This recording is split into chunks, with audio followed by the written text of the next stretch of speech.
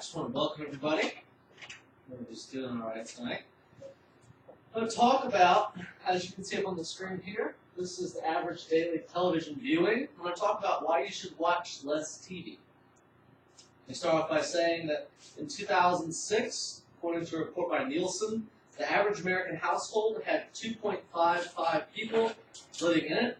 The same average household owned 2.73 televisions. Average American households have more televisions than people in them. Same report showed the average American watches 4 hours and 35 minutes of television each day. As you can see on the graph here, average daily television viewing, these are selected countries, starting with the U.S. all the way down to Switzerland. The U.S., as you can see, is the highest. 8 hours a day is the average in 2007. The amount of time that people spend in front of the television. Switzerland has the lowest, maybe less than 3 hours a day. Now the source is OECD, International Telecommunications Union. It's a pretty accurate source. Who in here watches a lot of TV? Raise your hand. Be honest. Be honest.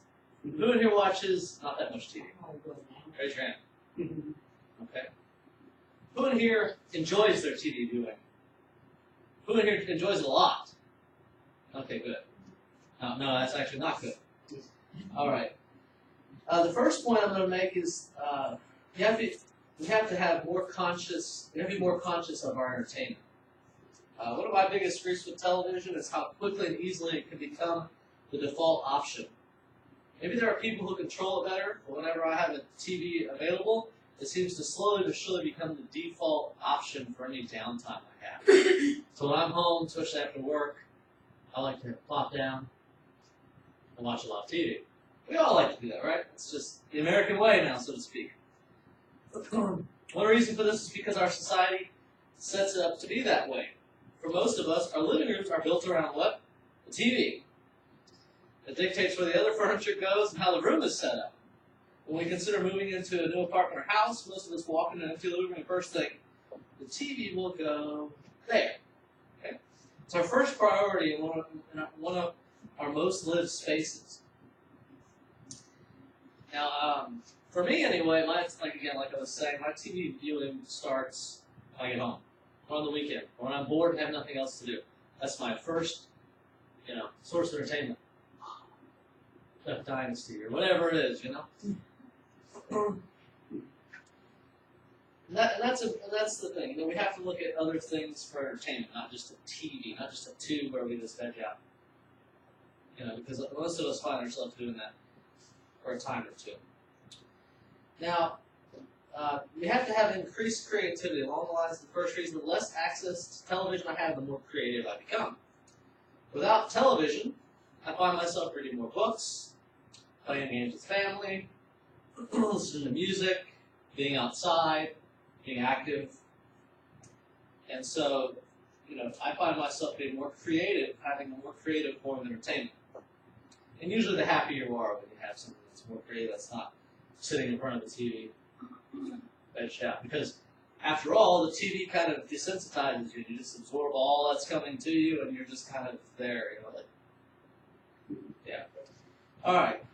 Now, that's important that we look at increased creativity and other activities to do, because the next point is about being more active. Cut back on our TV consumption, we'll be more active. Run, swim, whatever it is, just getting outside and being more active. It's good for your health. It also, studies show that insurance companies are starting to consider the more active that you are, the lower your insurance rates are going to be. Being more active is just a good thing overall. And getting away from the TV will allow that. When we're away from the TV, we're more likely to stick to exercise plans and spend more time cooking rather than opting out for the quickest options we can eat in front of the television, like fast food or, and stuff like that, where it doesn't really require that we cook. We can just do something quick and be in front of the TV. We go outside more, we're more likely to walk or play a game outside. Just more likely to have less stress and to be a lot happier by being more active, not being in front of the TV. The article article I found on Psychology Today pointed out that when surveyed, between 76 and 89% of people reported watching TV in the hour before they went to bed each night. Who here does that? Who watches TV right before they go to bed? Just to kind of relax, edge out, turn your brain off, so you go to sleep. For most of us, there are far more effective techniques for winding down than staring at the television screen. But once again, television is usually the easiest and most readily available, so we just go with that. I know for sure that at television, I generally go to bed earlier, I sleep better. Excuse me. It may not affect my habits every single night, but access to a television increases the chances I'll find myself channel surfing at midnight, which I do sometimes, even though I have a lot of schoolwork to do. Especially if I work late, instead of going to sleep. Duck Dynasty's going to be on. I won't plan it, but something, I don't know. Okay. So there's always, you always find a way. Late at night to watch something. And your brain seems less, my brain anyway, seems less restless and more calm if I avoid television and the computer. For at least an hour or two before bed. Usually, like I was saying, I can sleep better, get to bed earlier, and I feel more rested when I wake up. I haven't been doing this before I go to sleep. One of the greatest benefits of not having a television, or not having, I have a television, but not watching much television would be in the form of having deeper, more meaningful conversations with family. So instead of watching TV and talking about the show, talk about other things, about church, about the holidays that are coming up, things that are important. You have deeper, much more meaningful conversations and just overall better family life when you cut the TV out. Something I find a lot of my friends, family especially, doing is they're watching reality TV. Which, for me, I don't really like reality TV. There's a few shows that I watch that I guess you could categorize reality TV, but I don't really like reality TV because it's not actual reality. It's scripted to a point. It's not really reality. Everyone that I know talks badly about not having a reality TV show to watch because they all think it's real, like the real world or all these shows that are out there that supposedly are real, but they're not. As a culture, we have an obsession with programming and/or our shows we view as real, whether we can relate to. The truth is, 99% of what's on is sensationalized garbage. It's not real. It's semi-reality TV. It's TV, and then they just make it look real. And they sensationalize all these stories and things that actually could happen, but they really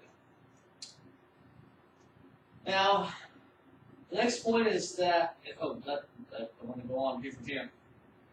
In reality TV, violence is shown in situations that make it seem acceptable or even heroic. And sex is hyped up, overplayed, and grants merely impossible expectations and standards to live up to. There's a lot of things about reality TV that are bad. They really make violence and sexual immorality okay. And then you have to look at the costs. If you don't have TV, you don't have cable or satellite, there's less cost. You're going to save money, right? You guys knew this was coming. It costs less to not pay for cable. It costs less to not upgrade to a new model of television every 12 months. Many alternative forms of active creative entertainment are far cheaper or free.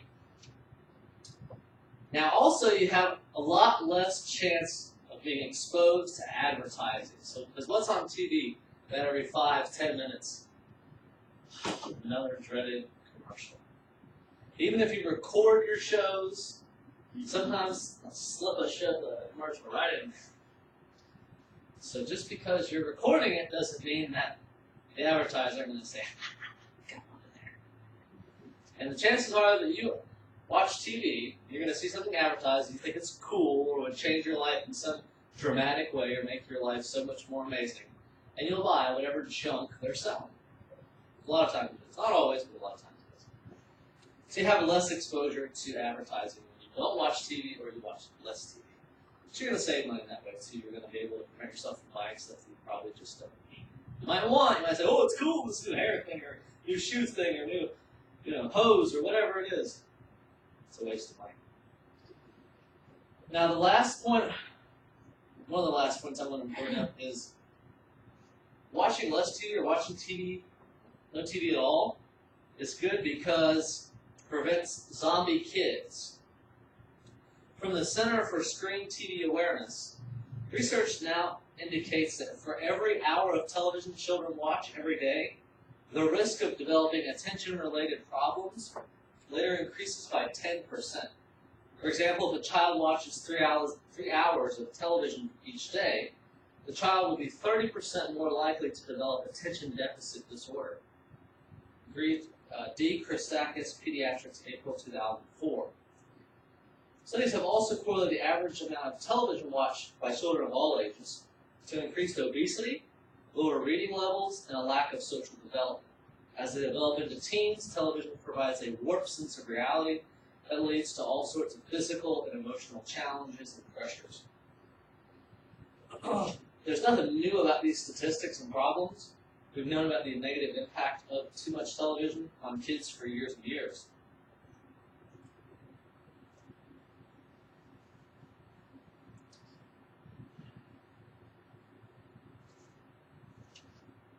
The last point I want to make is that TV, for a lot of people, has become a social opportunity. Even now, it's not like we never watch television. We sometimes do it once, but without one really available in the center of the living room, we have to be more creative. I know other people who all get together once a week for a specific show to watch together. They have XYZ watching parties. They pick sides. They dress up. Another group of friends ordered the most recent UFC fight, had a bunch of people over, grilled out, used a projector to watch on the side of their house, on the side of their house outside. So this is awesome. It's highest and best use of television and social media to bring people together. And yes, I fully realize that to host an event like this, you need television or a White House and a projector. That's fine.